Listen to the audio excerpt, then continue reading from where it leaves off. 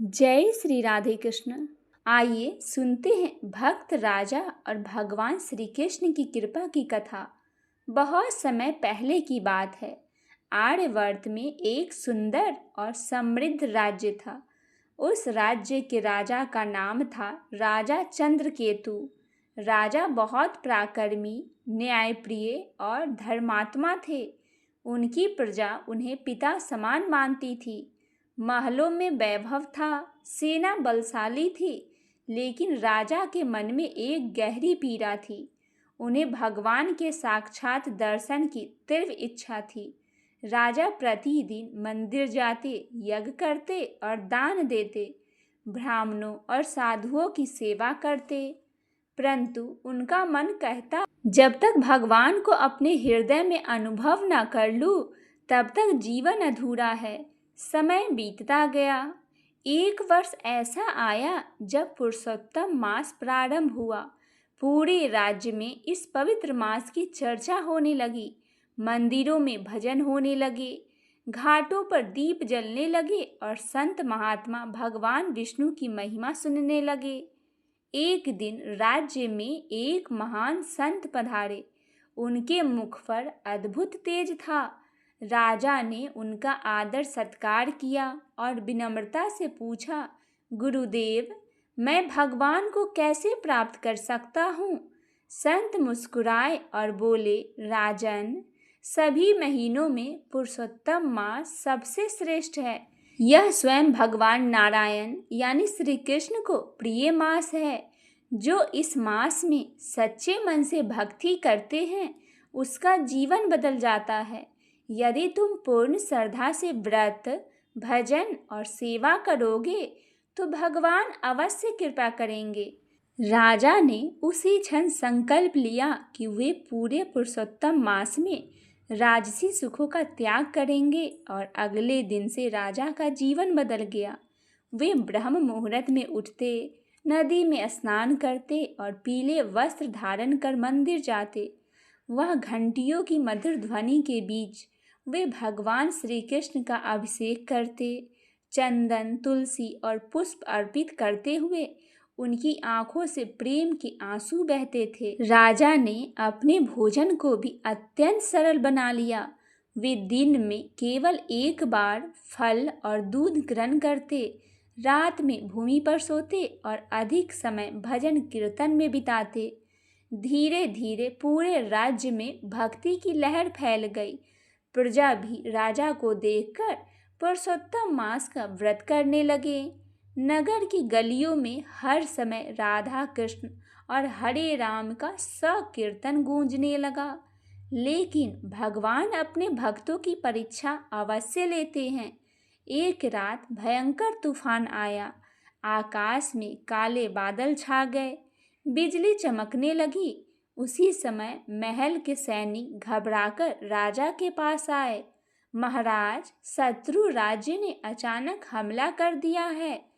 मंत्री बोले, महाराज, अभी युद्ध करना आवश्यक है। यदि आप रणभूमि में नहीं गए तो राज्य संकट में पड़ जाएगा। राजा कुछ क्षण मौन रहे। उनके सामने एक ओर राज्य का कर्तव्य था, दूसरी ओर पुरुषोत्तम मास का व्रत और भगवान की भक्ति। उन्होंने मन ही मन श्री कृष्ण को स्मरण किया और बोले, यदि भगवान चाहेंगे तो राज्य भी बचेगा और धर्म भी। राजा युद्ध भूमि की ओर चल पड़े, लेकिन उनके मन में क्रोध नहीं था। वे लगातार राधा कृष्ण नाम का जाप कर रहे थे। युद्ध आरंभ हुआ। शत्रु सेना बहुत विशाल थी। राजा की सेना धीरे धीरे कमजोर पड़ने लगी। चारों ओर हाहाकार मच गया। तभी अचानक रणभूमि में एक अद्भुत घटना हुई। एक दिव्य युवक पीले वस्त्र पहनकर प्रकट हुआ। उसके हाथ में सुदर्शन जैसा तेजस्वी चक्र था। उसके मुख पर अलौकिक मुस्कान थी। वह जिस ओर जाता, शत्रु सेना भयभीत होकर भागने लगती। राजा आश्चर्यचकित थे। उन्होंने ऐसा तेज पहले कभी नहीं देखा था। कुछ ही समय में युद्ध समाप्त हो गया। शत्रु सेना पराजित होकर भाग गई। राजा उस दिव्य युवक को खोजने लगे, लेकिन वह कहीं दिखाई नहीं दिया। तभी आकाश से मधुर वाणी सुनाई दी, हे राजन, जो पुरुषोत्तम मास में निष्काम भाव से मेरी भक्ति करता है, उसकी रक्षा मैं स्वयं करता हूँ। यह सुनते ही राजा की आंखों से आंसू बहने लगे।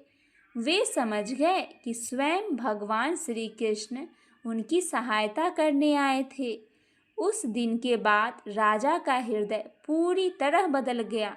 अब उन्हें राज्यपाट, वैभव और सुखों में कोई आकर्षण नहीं रहा।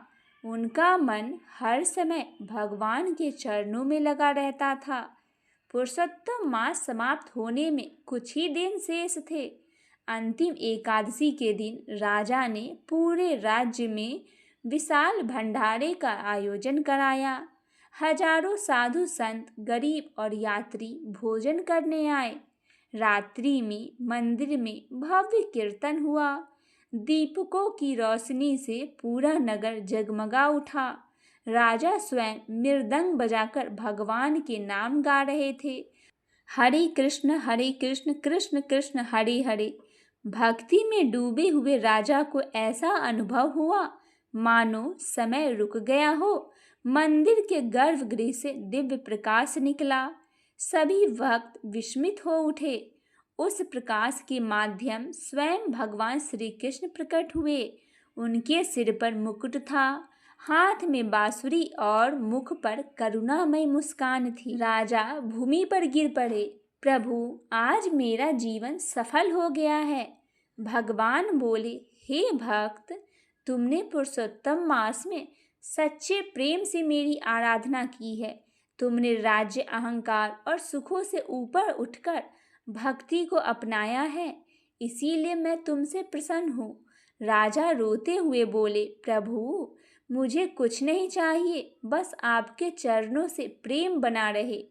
भगवान मुस्कुराए, जो मुझसे केवल प्रेम मांगता है उसे मैं स्वयं दे देता हूँ। ऐसा कहते ही भगवान अंतर ध्यान हो गए। लेकिन मंदिर में उनकी दिव्य सुगंध और बांसुरी की मधुर ध्वनि लंबे समय तक गूंजती रही। उस दिन के बाद राजा चंद्रकेतु और भी विनम्र हो गए। उन्होंने अपना जीवन भगवान की सेवा और प्रजा के कल्याण में लगा दिया। उनके राज्य में धर्म, सुख और शांति फैल गई। कहा जाता है, जो कोई पुरुषोत्तम मास में श्रद्धा, संयम और भक्ति से भगवान विष्णु या श्री कृष्ण का स्मरण करते हैं, उसके जीवन के दुख धीरे धीरे दूर होने लगते हैं। इस मास में किया गया छोटा सा पुण्य भी अनेक गुना फल देता है। पुरुषोत्तम मास हमें यह सिखाता है कि भगवान को पाने के लिए केवल बाहरी पूजा नहीं, बल्कि सच्चा प्रेम, विनम्रता और समर्पण चाहिए। जब मन निष्काम होकर भगवान का नाम लेने लगता है, तब स्वयं ईश्वर भक्त के जीवन में प्रकाश बनकर उतर आते हैं।